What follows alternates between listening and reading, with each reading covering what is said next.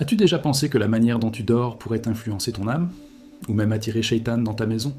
Ce que tu vas découvrir aujourd'hui n'est pas un simple rappel de bonnes pratiques. C'est un choc spirituel, une vérité cachée que peu de gens osent révéler. Le prophète Muhammad ne nous a jamais rien enseigné sans raison.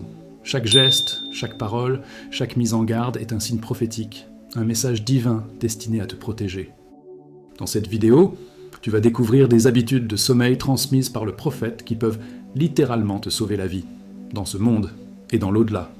Tu comprendras pourquoi éteindre la lumière, faire tes ablutions, couvrir ta nourriture, laver tes mains, séparer les lits des enfants et même réciter certaines invocations sont autant de barrières spirituelles face aux ruses de Shaitan.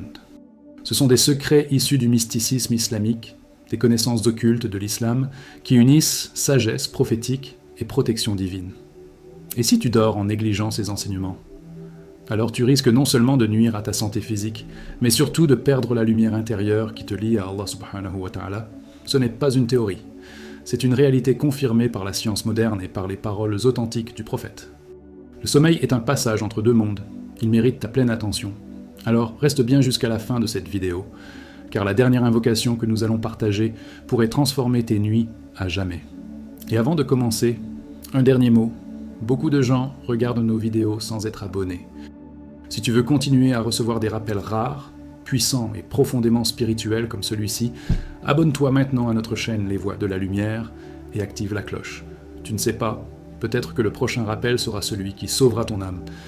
Il y a des gestes simples qui, au premier regard, semblent purement pratiques, mais qui, à la lumière du mysticisme islamique, révèlent en des dimensions profondes. Le prophète Muhammad nous a recommandé d'éteindre les lampes avant de dormir.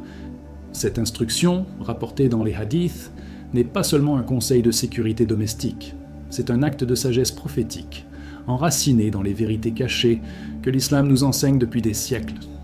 Derrière l'interrupteur, il y a un monde invisible, un monde que nos yeux ne voient pas, mais que notre foi reconnaît. Le prophète a dit « Éteignez vos lampes la nuit, fermez vos portes, couvrez vos ustensiles ». Sahih al-Bukhari. Pourquoi cette recommandation? Selon les enseignements transmis par les compagnons, laisser une lampe allumée, à l'époque, pouvait provoquer un incendie, un étouffement, ou attirer des créatures nuisibles. Mais au-delà de l'aspect matériel, cette précaution contient un éveil spirituel subtil, celle de se protéger non seulement du feu terrestre, mais aussi du feu spirituel, de la tentation de Shaitan, car le feu attire le feu, et Shaitan, lui aussi, est fait de feu. Dans les mystères du Coran, nous comprenons que Shaitan rôde, cherchant les failles dans nos habitudes, les oublis, les négligences. Et l'obscurité mêlée à la négligence est un terrain fertile pour ces ruses. Éteindre la lumière avec l'intention de suivre la sunna, c'est ériger un bouclier invisible, une barrière entre nous et les influences du mal. Voilà un exemple de philosophie islamique vivante. Chaque action, aussi anodine soit-elle, devient un acte de dévotion lorsqu'elle est liée à une intention sincère. Aujourd'hui, certains pourraient se dire « mais nous avons des systèmes électriques sûrs, des veilleuses, des détecteurs de fumée ». Certes, mais les dangers du monde moderne ne sont pas seulement physiques. Les écrans, les lumières bleues, les veilleuses mal positionnées perturbent la mélatonine, augmentent le stress, affectent le sommeil profond. Des études montrent un lien entre la lumière artificielle la nuit et des maladies graves comme le cancer ou des déséquilibres hormonaux. Subhanallah, n'est-ce pas là une confirmation scientifique de la connaissance occulte en islam, transmise il y a plus de 1400 ans? Et si tu appliques de cette sunna aujourd'hui, tu n'éteins pas seulement une lumière, tu allumes en toi une compréhension plus vaste des signes et prophéties du prophète. Tu déclares à l'univers invisible que ta maison suit la guidance. Tu dis à ton âme, repose-toi dans la paix d'Allah subhanahu wa ta'ala. Et ainsi commence une nuit bénie, une nuit protégée. Une nuit où l'invisible se retire. Mais ce n'est que le début, car le sommeil, lui aussi, possède ses règles sacrées, et certains lieux, certaines habitudes, peuvent ôter cette protection. Dans les enseignements du prophète Muhammad, chaque recommandation porte une sagesse cachée. Dormir sur les toits sans garde-corps ou barrière de sécurité est une pratique explicitement déconseillée. Ce conseil, bien que semblant anodin ou culturel pour certains, est profondément enraciné dans le mysticisme islamique. Le prophète a dit « Celui qui dort sur un toit sans protection, sans clôture, n'a aucune protection contre une chute. » Sahih al-Bukhari. À travers cette parole, on entrevoit non seulement une philosophie islamique de la prudence, mais aussi une vision spirituelle de la protection divine. Pourquoi ce détail apparemment technique mérite-t-il notre attention aujourd'hui? Parce qu'en islam, le sommeil n'est pas seulement un moment de repos du corps. C'est une transition spirituelle, un passage vers l'invisible. L'âme quitte le corps, comme mentionné dans le Coran. Allah reçoit les âmes au moment de leur mort, et celles qui ne sont pas mortes, il les retient pendant leur sommeil. Sourate Az-Zumar 39-42. Dormir dans un lieu à risque, sans sécurité, sans barrière, c'est s'exposer à un danger physique, certes, mais aussi à un manque de respect envers ce moment sacré de vulnérabilité spirituelle. Le toit, dans les traditions anciennes, représentait un espace de fraîcheur pendant les nuits chaudes. Mais sans protection, il devient un lieu d'exposition aux forces invisibles et aux accidents. Le savoir occulte de l'islam enseigne que certaines entités du monde invisible, les djinns, peuvent profiter de ces lieux élevés et isolés. Dormir sans garde-corps, sans précaution, c'est ignorer à la fois les lois physiques du danger et les vérités cachées du monde spirituel. Le croyant ne laisse rien au hasard, surtout pas son sommeil. Appliquer ce hadith aujourd'hui peut sembler déconnecté dans les villes modernes. Et pourtant, combien de personnes dorment sur des balcons, des mezzanines ouvertes ou dans des lieux précaires? Même symboliquement, ce rappel prophétique nous enseigne à ne jamais dormir dans un état d'exposition, qu'il soit physique, mental ou spirituel. Avant de dormir, pose-toi cette question. Suis-je en sécurité? Suis-je protégé dans mon corps, mon environnement, mon âme? Voilà l'essence d'un véritable éveil spirituel. Vivre chaque instant avec conscience, même dans le sommeil. Et ce n'est pas tout. Le prophète Muhammad ne s'est pas arrêté là. Il nous a transmis d'autres gestes, d'autres précautions sacrées à adopter avant de s'endormir. Des gestes simples, mais puissants. Des pratiques qui lient le monde visible et invisible. Parmi elles, l'une des plus lumineuses, faire ses ablutions. Non pas par obligation, mais par amour, par désir d'endormir son âme en état de pureté. Approchons-nous doucement de ce rituel, transmis par les anciens, et qui pourrait transformer à jamais la façon dont tu vis la nuit. Le sommeil, en islam, n'est pas une rupture de la vie, c'est un prolongement sacré. Il est un voyage de l'âme vers l'invisible, une forme douce de mort temporaire. Et comme toute transition spirituelle, il mérite une préparation. Le prophète Muhammad nous a laissé un héritage d'enseignements pour sanctifier ce moment. Parmi eux, 3 pratiques simples mais d'une puissance inestimable. Faire les ablutions, wudu, secouer son lit avec la partie intérieure de son vêtement et appliquer du surma, kol. Ces gestes sont autant de mystères coraniques, des clés de philosophie islamique pour dormir protégé, en paix et dans la lumière.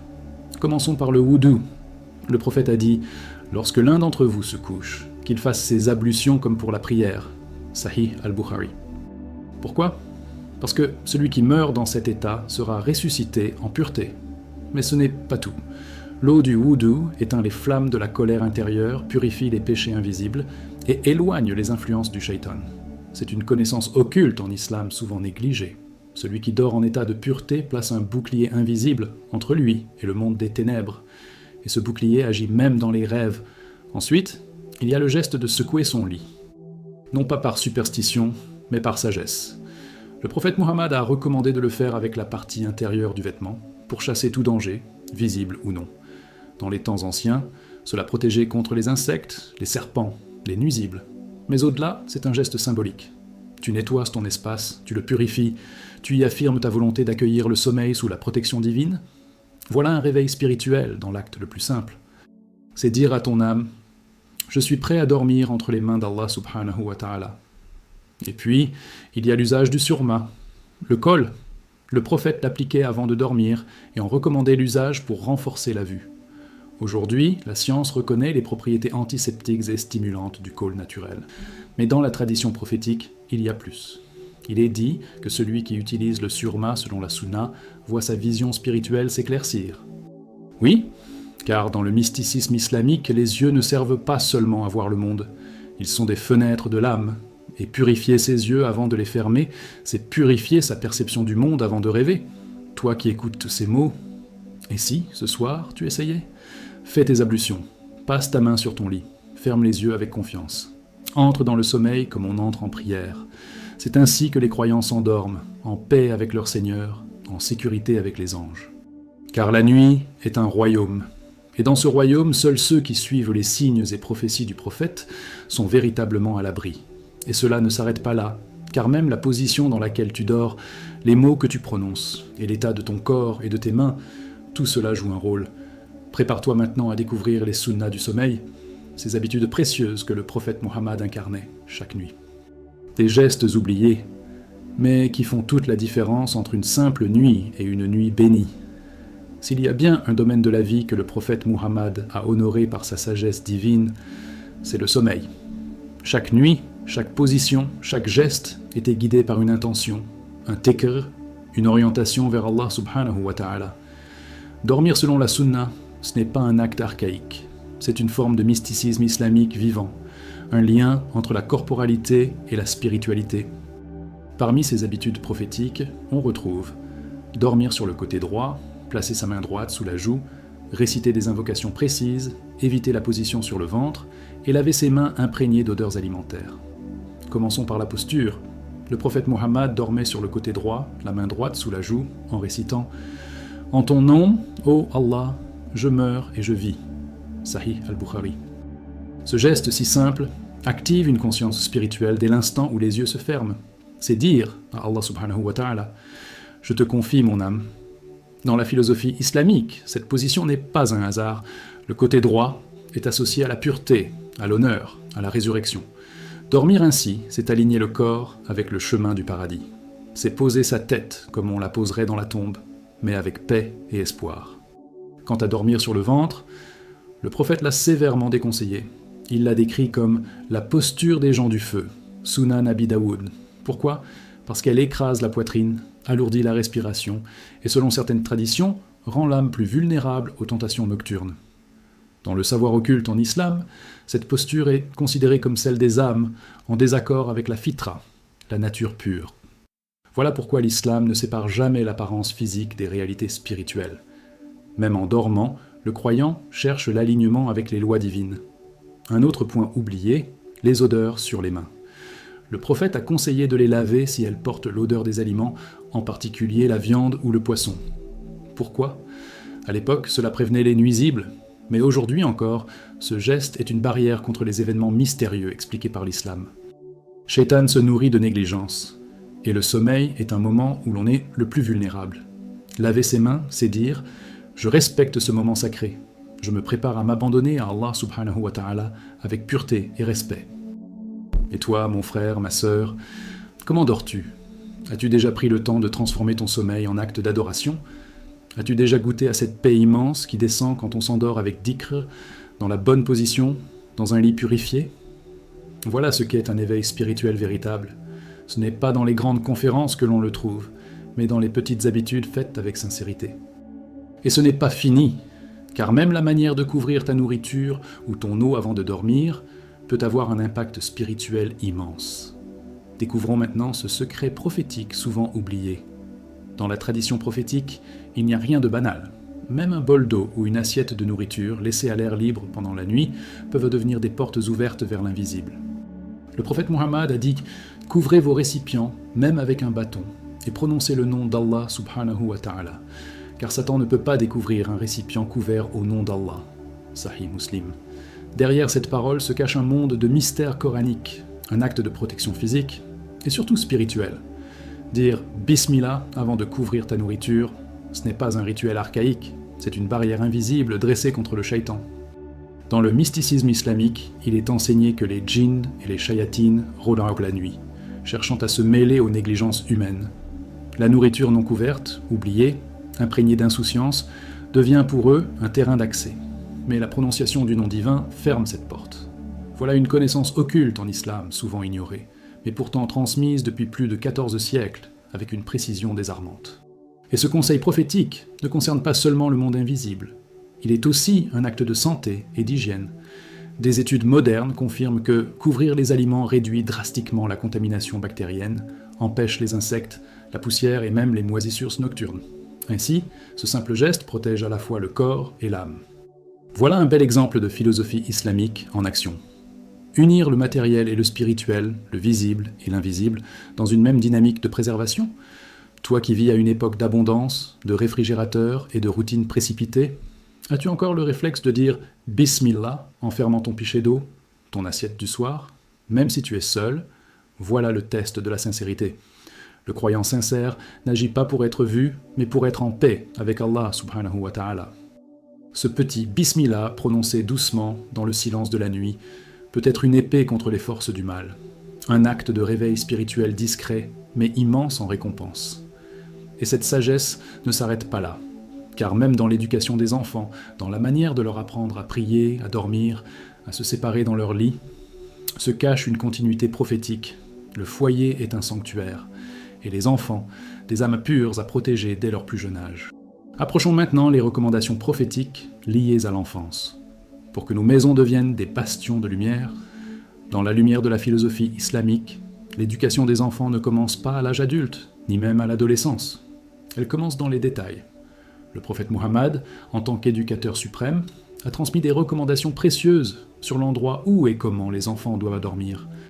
Parmi elles, une directive claire: ordonnez à vos enfants la prière à l'âge de 7 ans, frappez-les s'ils la négligent à 10 ans, et séparez leur lit. Sunan Abu Daoud. Ce hadith est à la fois un guide spirituel et une mesure de protection dans le cadre du mysticisme islamique. Séparer les lits à l'âge de 10 ans n'est pas une simple règle d'espace, c'est une stratégie prophétique de préservation de la pureté intérieure et des limites morales. Les enfants grandissent, leur corps change, leurs âmes s'éveillent, et dans les connaissances occultes de l'islam, il est reconnu que Shaitan rôde avec plus d'insistance autour des âmes en transition. Éloigner les enfants physiquement pendant le sommeil, c'est protéger leur fitra, leur essence pure, de l'éveil prématuré de tentations ou de confusions affectives. Voilà une sagesse rarement enseignée, mais cruciale. Mais ce hadith commence par un autre conseil, leur ordonner la prière à 7 ans. Pourquoi si tôt ? Parce que l'âme d'un enfant est comme une terre fertile. Plus tôt on y plante les graines du dhikr, de la discipline, de l'amour d'Allah subhanahu wa ta'ala, plus elles auront de chances de s'enraciner. Dans cette démarche, le sommeil joue un rôle. Un enfant qui dort après avoir prié, dans un lit propre, séparé, est un enfant enveloppé par la rahma divine. C'est un environnement propice à l'éveil spirituel dès l'enfance. Toi qui es parent, ou qui espères l'être, quelle atmosphère règne dans la chambre de tes enfants ? As-tu instauré une routine spirituelle avant le coucher ? Les as-tu habitués à réciter leurs invocations, à prononcer Bismillah ? As-tu expliqué pourquoi leur lit doit être distinct ? Pourquoi leur corps mérite respect et pudeur ? L'islamique mysticisme ne laisse aucune zone dans l'ombre. Même les draps, même les murs, même le silence de la nuit sont concernés par la lumière prophétique. Et dans ce monde d'oubli, où la technologie remplit les chambres d'ondes et de distractions, revenir à ces signes et prophéties simples est un acte révolutionnaire. Le foyer musulman ne doit pas être un lieu ordinaire.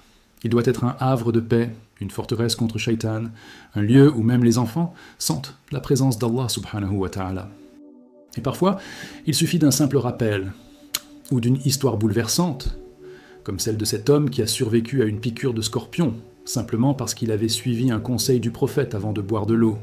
Dans les récits lumineux de la Sira, certains moments semblent de simples anecdotes. Et pourtant, ils portent en eux des vérités cachées d'une puissance spirituelle immense. Il est rapporté qu'un homme juif, vivant à l'époque du prophète Muhammad, avait entendu, par pure curiosité, une de ses recommandations. Ne bois pas d'un trait, bois en 3 gorgées. Intrigué, il décida de tester ce conseil. Ce soir-là, alors qu'il s'apprêtait à boire de l'eau dans l'obscurité, il alluma une lumière, et ce qu'il vit le pétrifia.